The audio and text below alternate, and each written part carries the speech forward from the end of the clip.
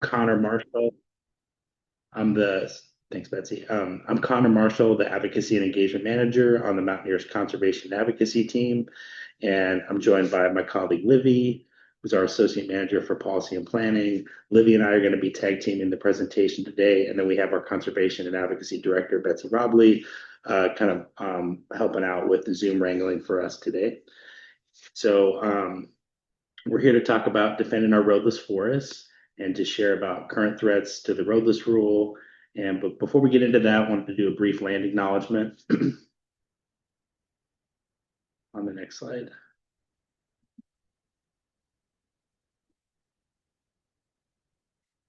All right, thanks, Libby.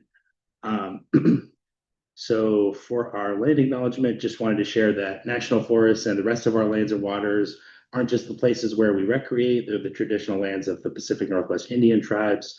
So in advocating for these lands, we amplify how forests sustain tribal rights and cultural lifeways. We want to acknowledge that Native peoples are the first stewards of these landscapes. We value their millennia of traditional ecological knowledge and their leadership toward a more right and just relationship with the natural world for everyone. So as you move forward in your outdoor journey, I encourage you to learn about the Native peoples who have traditional lands where you live, work, and recreate. So on to the next slide. So this is our agenda and what we'll cover today.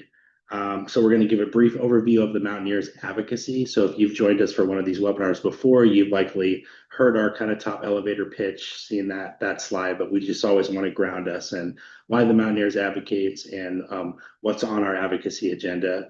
And then we'll share some background on roadless areas and why they're important. We'll deep dive the administration's effort to roll back roadless protections.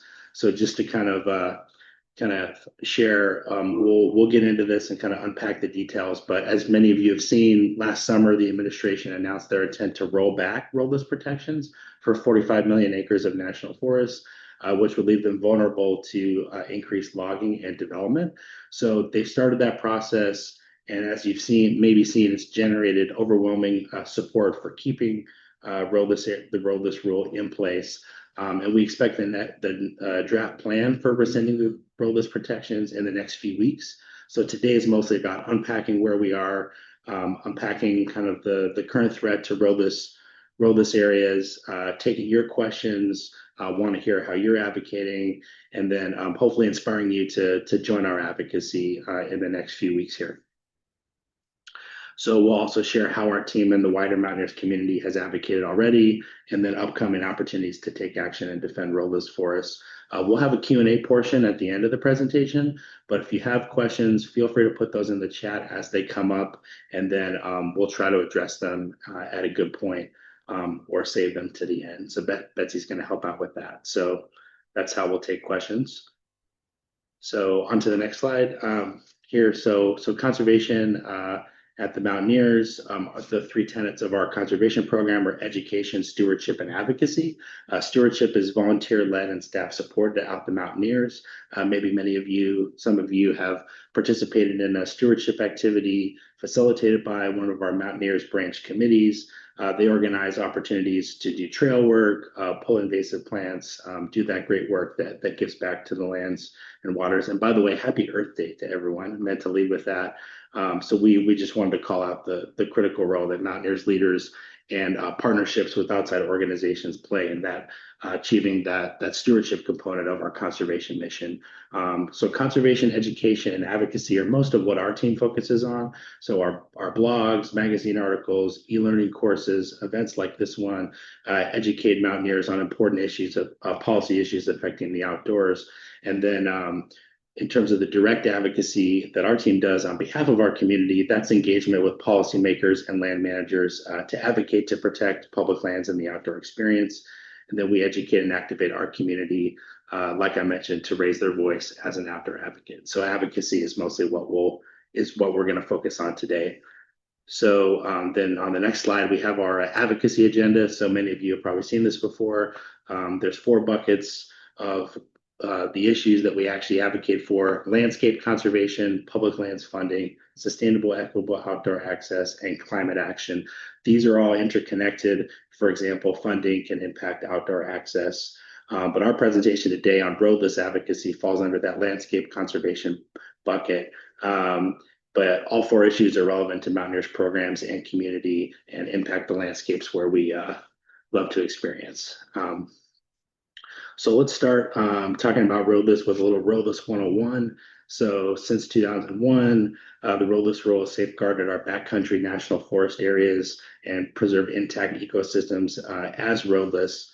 The Roadless rule generally prohibits new road construction, logging, including commercial timber harvesting, and limits other industrial development that would require significant disruption in road building in undeveloped areas.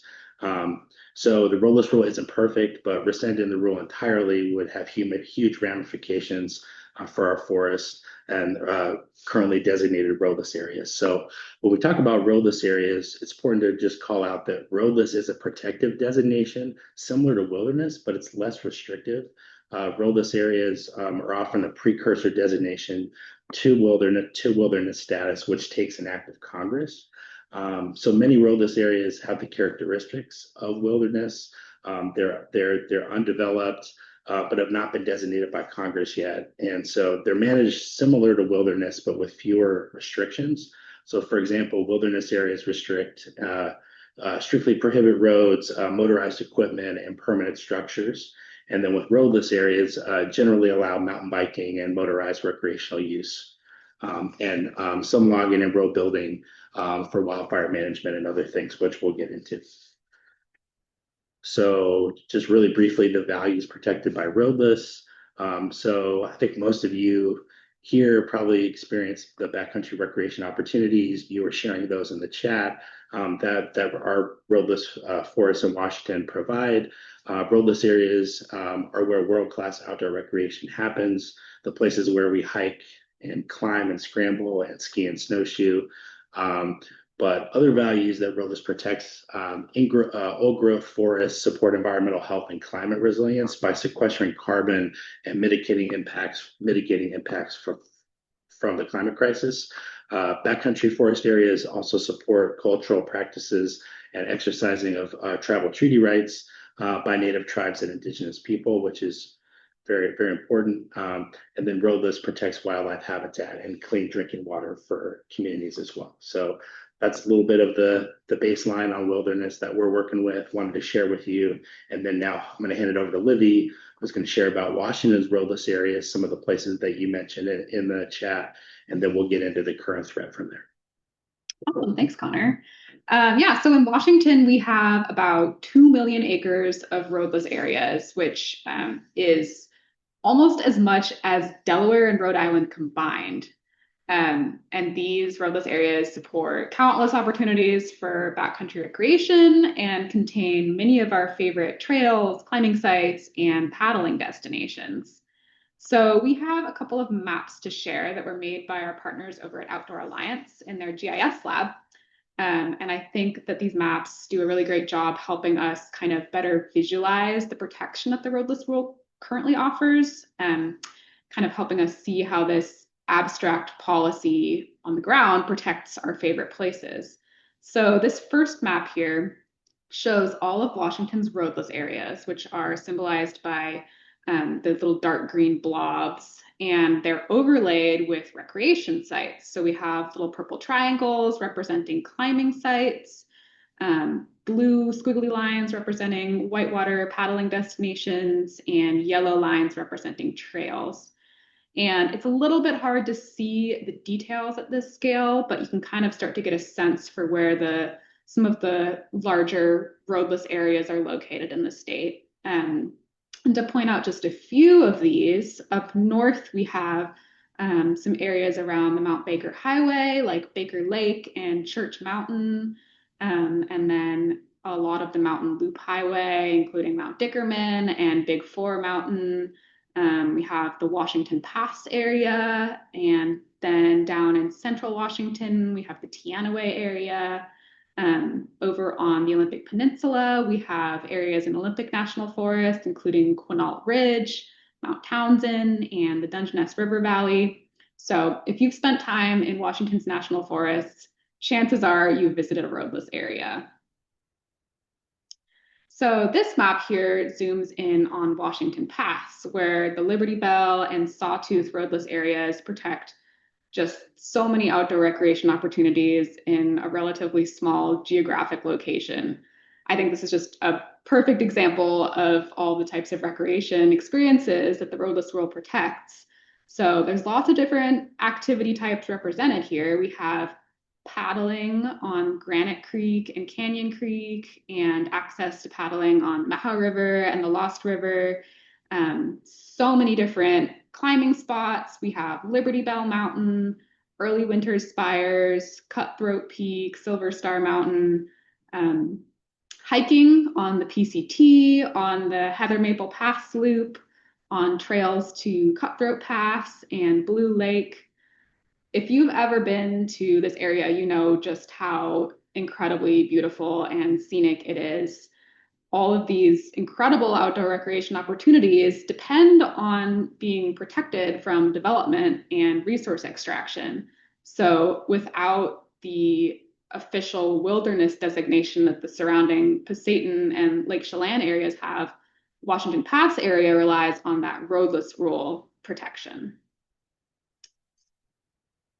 So here's another map. This one shows roadless areas in the Teanaway and the Leavenworth areas. Up in the northeast corner, you can see that lots of climbing areas in Icicle Creek Canyon are protected by the roadless rule. And then kind of heading southwest, you pass through the enchantments and Mount Stewart that are located in wilderness. And then back into roadless in the Teanaway, which covers Bean and Earl Peaks, the Esmeralda Basin, the Stafford Creek area, and lots more. And if you're interested in playing around more with maps, Outdoor Alliance has a really great web map that shows roadless areas all across the country. And you can kind of pan and zoom around to find your favorite sites. Betsy just pasted it in the chat there.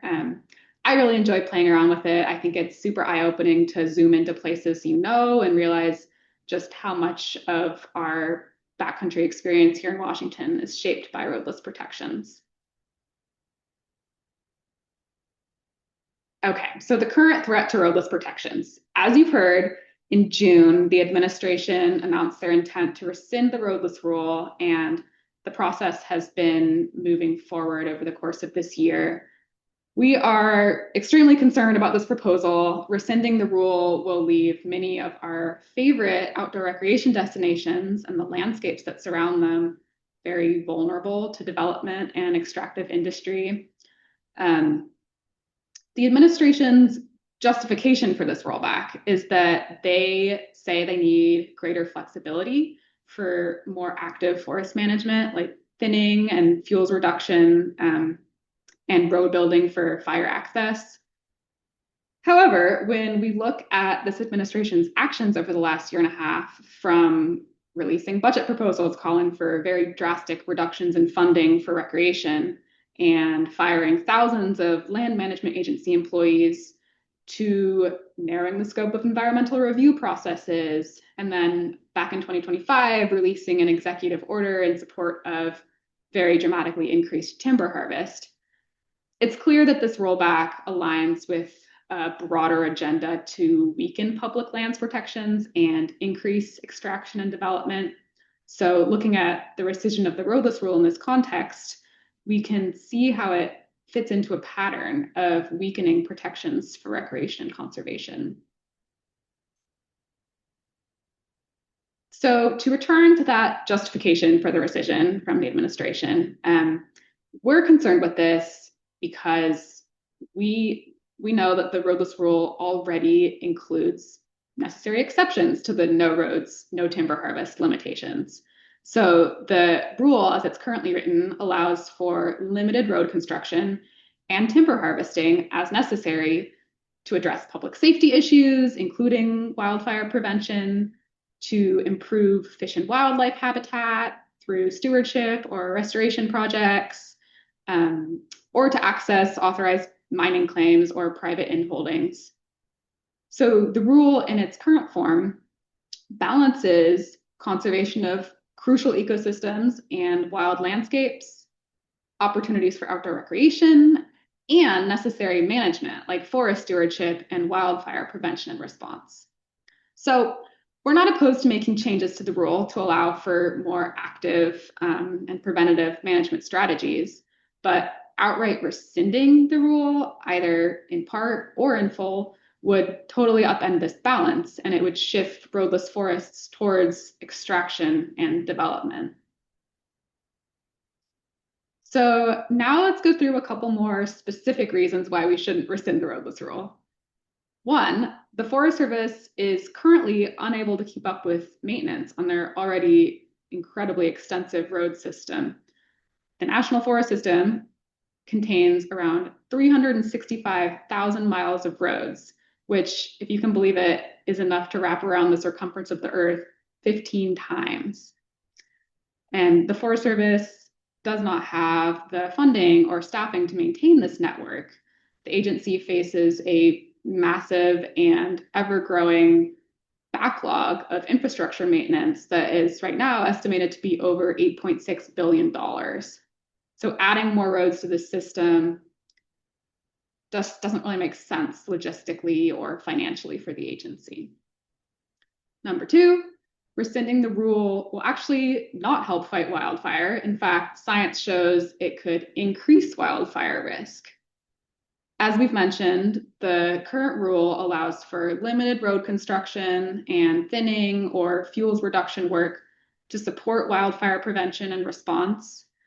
And research actually demonstrates that building roads does not improve fire prevention. Roads and the human activity that they bring, think runaway campfires, illicit fireworks, or the biggest culprit, vehicle-caused ignitions, increase wildfire risk and lead to more fires. In fact, in roadless areas, 90% of fire starts happen within half a mile from a road.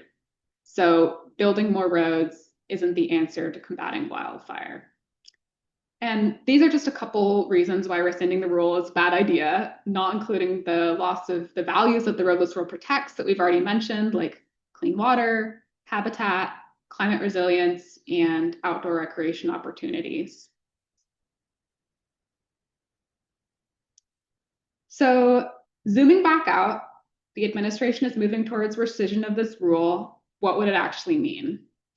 Rescinding the roadless rule would mean lifting the protections that currently restrict road building and commercial timber harvest on inventoried roadless areas.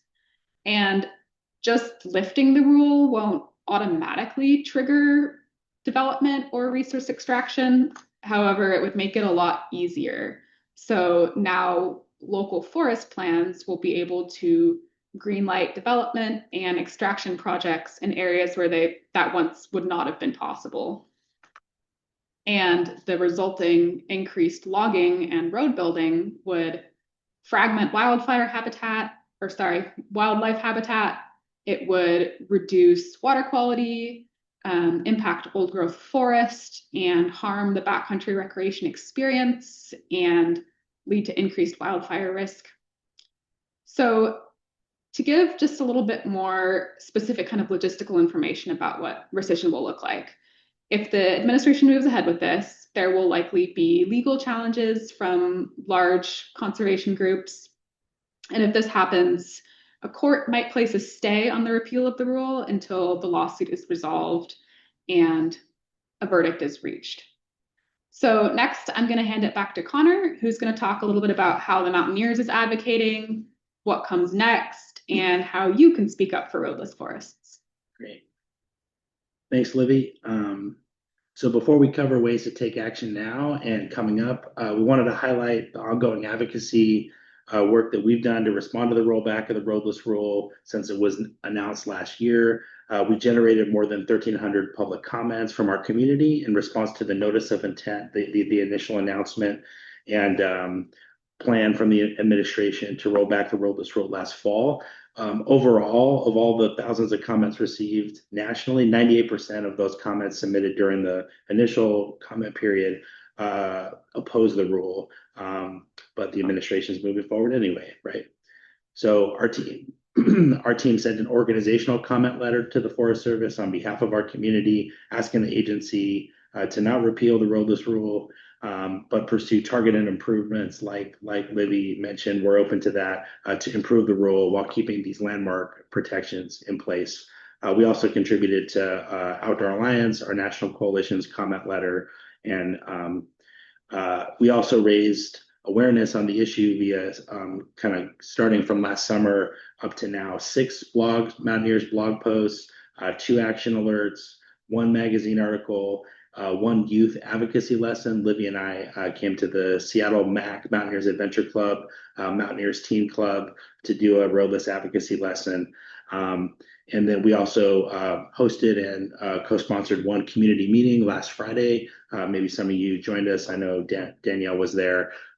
We had that at the Seattle Program Center where tribal leaders, we had a video message from Senator Cantwell. We'll talk more about how Senator Cantwell is a champion for roadless later in the presentation today. But it was just a great opportunity to share more about the importance of roadless and hear from different voices, and then get ready to do some more advocacy together. So just want to highlight 2 of the blogs that we've written. Danielle, who's on the call today, who's a Mountaineers leader and outdoor advocate, shared a blog last year about how roadless areas support Mountaineers programs. Betsy will put that in the chat. And then the second, from that Seattle MAC lesson that I mentioned, one of the participants shared a blog reflecting on that lesson and why advocating to protect roadless is important to them. That went up this week. Also have that in the chat for you. So we're also working with partners to engage Washington's congressional delegation around the importance of roadless protections and the opportunity to permanently protect roadless areas. And I mentioned the community meeting last Friday. Senator Cantwell is kind of Washington's leading champion for roadless. All these communications and engagement opportunities help us raise awareness for the issue and help outdoor enthusiasts like yourselves go from a recreation that's just concerned about this threat to knowing what they can do and being inspired to take action. So we appreciate all the advocacy, hopefully, that you've already done and then we'll do. But there's more to do, as we've mentioned. So on the next slide, the upcoming public comment period. So we're expecting the next comment opportunity on this rollback of the roadless rule to be on the administration's DEIS, a draft environmental impact statement, which is going to lay out some alternatives. We expect that in late April or early May. Will likely be a 30-day comment period, could be a 15-day comment period with another option to extend another 15. That would be extremely brief, kind of maybe a worst case scenario. But it could come next week or the following week. In that DEIS, there's likely going to be 3 proposed alternatives or courses of action. Expected alternatives would be no action, which we don't think the administration is going to, after all this bluster and saying that they're going to roll back the rule, to not pursue a full rescission or to do some kind of rescission. So no action, a full rescission, and then likely a third option that would significantly impact roadless protections, potentially excluding currently roaded areas and areas in the wildland urban interface, the WUI, which an option like that that is kind of centered on the WUI and currently roaded areas, it could result in the loss of 50% of roadless protections across the country. So that's also a non-starter for us. So the USDA will publish a notice online and link to the public comment portal. So that'll be an online website where you can draft your letter and submit that. That's going to be the main way that folks are submitting their comment.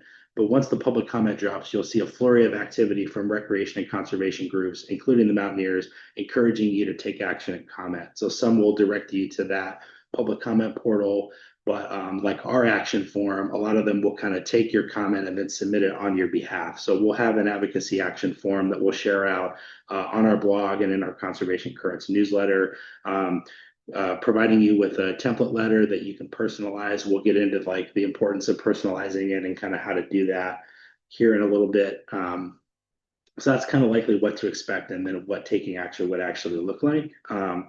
So by taking action, you're making your comment a part of the public record, and you'd be sending a message to USDA, again, either directly submitting that letter or capturing it in our form. So what happens after you submit that letter? After the public comment closes, the administration will review the comments received and then move forward with a course of action, likely a partial or full rescission of the roadless rule, and then issue a final environmental impact statement. We don't expect another opportunity to comment on that final plan, and it's hard to know when that would come later this year or next year. Hard to know exactly when. But despite the high probability that the rollback will move forward, this draft EIS that's coming up represents a critical juncture in our advocacy and likely the last opportunity for the public to weigh in. So the comments that you provide are really important and play a critical role, and it would play a critical role in any legal challenges um, uh, against the rescission of the rule. So that's kind of what's coming up and what that would look like. So on the next slide, so we need your voice. We hope you'll take action when the comment period opens. So to prepare for that, we wanted to lay out a few tips to make your comment letter even more effective as you personalize it. So we want to state a clear opposition to the full rescission of the roadless rule. And we want to highlight the multiple values of roadless that we mentioned today. So going beyond recreation, those are areas that we'll have slotted in that draft template letter, but really encourage you to kind of build on that, expand on that, and then personalize it even further. But really this core opportunity for personalization comes in sharing why Washington's backcountry forests are important to you. Call out specific areas that you've hiked, trips you've gone on, what it's done for you and your family. Share a personal story with call outs to specific areas. And then these are key areas to add into your letter because we think that the administration is going to feed comments through like an AI powered tool. So the more personalization and like customization and not just like them receiving the same template letter time after time, I think is going to be helpful. So, and as always, keep it professional and avoid combative language. And so, yeah, those are some tips to personalize your letter. And on the next slide, we're going to cover two brief ways to take action now. Because like I said, the public comment is not currently open. So we created this pledge form. You just enter your name and email, and then we'll capture that on our petition form, and then we'll just follow up with you directly when that public comment portal is open and or when we have our action alert live. So letting you do that. Like I said, our public comment or our action alert blog will go on our Conservation Currents newsletter. We'll send a dedicated email in addition to the monthly newsletter, but definitely want to make sure that you receive that. You being here today signals to us that you're interested and potentially willing to take action. So we'll capture that through this form. Feel free to scan the QR code on the slide, and Betsy has also put the link in the chat for you to do that. So that's the first action. And then on the next slide, so the second action, I mentioned Senator Cantwell being a champion for roadless. So, and as we talked about earlier, roadless is an administrative designation, protective designation that doesn't allow secure permanent protection. That can only be done through an act of Congress. So Senator Cantwell, one of our Washington senators here, is a lead sponsor of a bill called the Roadless Area Conservation Act. It would provide permanent protection for roadless areas. So you can scan the QR code on the slide or click on the link in the chat, which will bring you to our action form, which has a thank you letter drafted to send to Senator Cantwell, and also let your representative know that you care about roadless and you want to permanently protect roadless. So just wanted to call out that the bill isn't seeing lots of momentum towards passage in Congress right now, but amplifying this issue with your lawmakers helps them know that their constituents care about it, and they are also hearing that the public comment period is coming up. So it just helps elevate the issue with them. So those are the two ways to take action. We'll also include it in the post-event email, both of those links in the post-event email that we'll send after the webinar. So that's all we had for you all. Let me just check the chat. I'm not seeing anything else in the. So there is one question that came through from NG.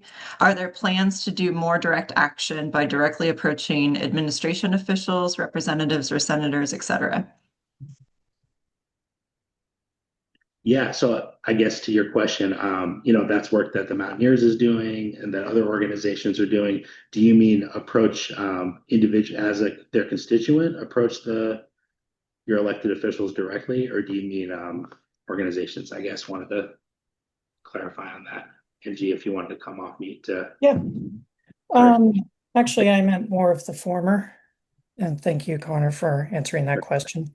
Sure. Because sometimes, like if you send form letters and stuff like that, they just kind of get ignored. Or if you send comments over the phone, they sometimes get ignored. Whereas showing up in person and putting our bodies on the line makes it more apparent that we're willing to, put more skin in the game effectively to Mhm. make Yeah. our desires known, you know. Mhm. Yeah. Yeah. Thank you for sharing that. I think to the extent that your members might be having town halls, I'd say that this issue is definitely like ripe for bringing up in a town hall, asking a question. Those town hall meetings generally provide an opportunity to do that. To the extent that you're out doing another kind of political demonstration and you want to have a roadless sign, make your own homemade roadless sign, that could be another way to do that. But yeah, in terms of us organizationally, yes, we are in touch with folks at the Forest Service through Outdoor Alliance, trying to learn what we can and really position our organizational comments in the best way, and then engaging with Washington's congressional delegation as well.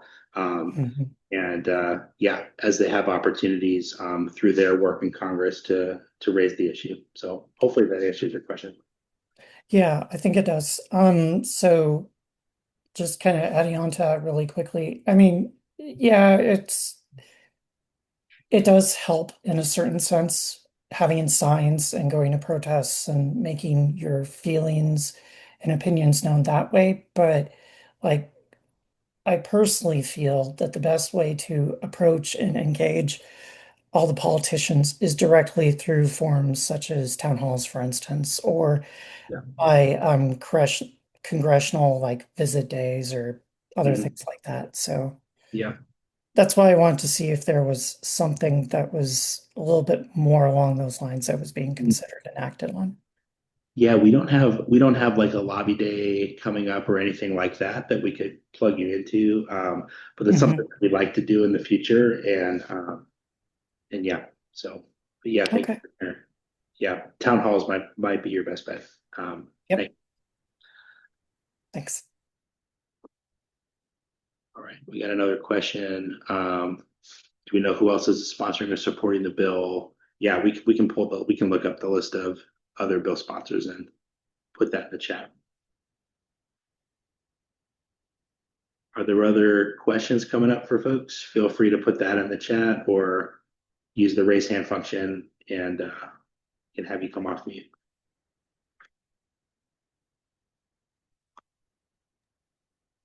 Responding directly to Sheila's question, I believe all of the Washington State Democratic House representatives are co-sponsors of that bill, except for Marie Glusenkamp Perez down in Southwest Washington. So if you have any friends or family down there, she would be a good person to reach out to ask her to co-sponsor that bill.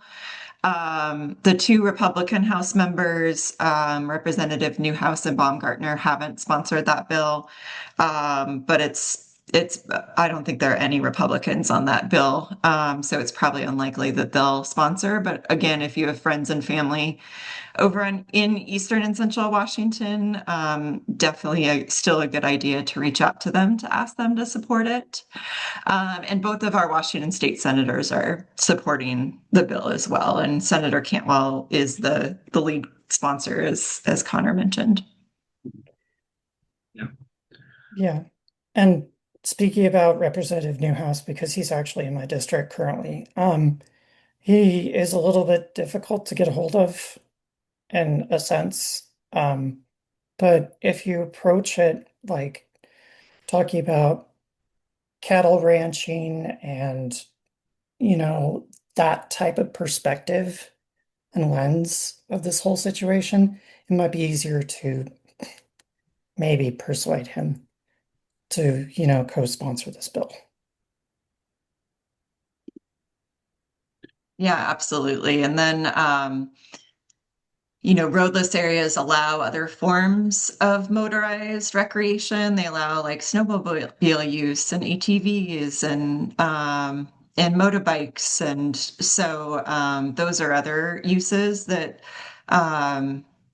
he might be interested in knowing that matter to his constituents. Yep. Great points. So I see in the chat in there from Paul, are land managers keen to start logging or resistant? So that's a good question. I think as Libby talked about and as we shared, this move to open up roadless and do more logging in roadless is kind of tracks with the administration's approach to have more extractive industry on public lands. Whether like individual Forest Service employees are like on board with that, or they're having to implement the direction from the Washington office or from USDA, that's like another issue. But yeah, Libby or Betsy, any other thoughts on that one? Yeah, it's a good question. And there are a lot of other restrictions within our current framework of land management plans here in the Northwest that restrict timber harvest. So we have a lot of critical habitat for different endangered species. The spotted owl is probably one of the best well-known, but there are definitely other critters out there that have critical habitat protections, and we have barriers around streams. We have a lot of areas of watershed where logging is restricted. So that's another thing to keep in mind, that we still have, at least right now, we still have those types of protections. So technically, what we're seeing primarily on the west side of the Cascades is forest thinning projects that have been proposed that are relatively modest in scale. But as Connor mentioned, there's the executive order from the administration to increase timber production. So the Forest Service is definitely under pressure to increase their timber production, and so they could be looking to do more in the future. And there's even more of that type of thinning on the east side. Some of that is a good thing, and some of it is trying to extract that timber for commercial purposes. Yeah, the answer is definitely, as Angie said, it depends, but it's something that we need to be concerned about if these protections, like the roadless area, are repealed. Angie, did you have another question or a thought on that you want to Just share? a really quick comment to add on that. It does depend on which land managers, the individual ones you talk with. I've just had like some casual conversations with folks up in the Winthrop area, and they're a little bit more for it because, there have been serious issues with maintenance and backlog. Um, North Bend area, I've had some conversations with folks in the past where they definitely felt more along the lines of, just needing more responsible thinning to take place. Um, but on the flip side, I think what the administration's actually driving for, even though they've talked about a lot of like timber harvestings and such, I think what they're honestly looking for is more mining opportunities. Because if you look at some of the areas like that are in the rural area up around like the Liberty Bell, Washington Pass area, there's a lot of old mining claims up there.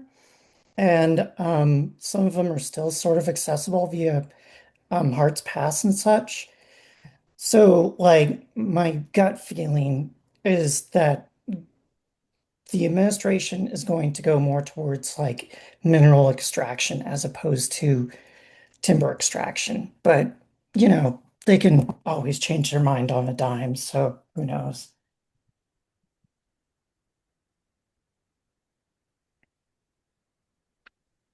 Great, thanks. Yeah, Sheila, your question about what other states also taking action.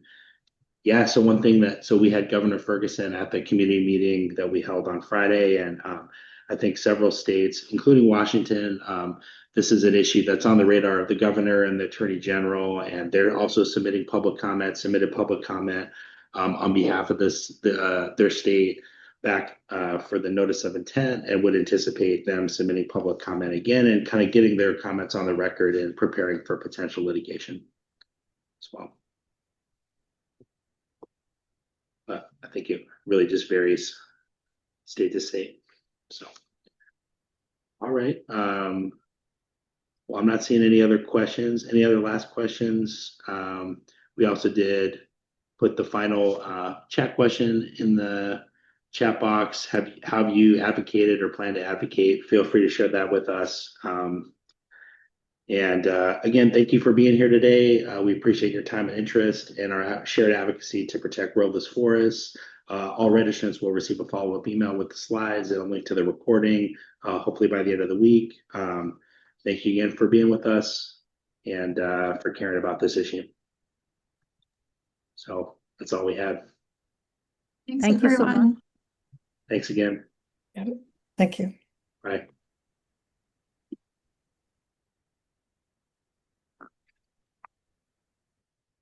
Thanks, Connor. Appreciate it.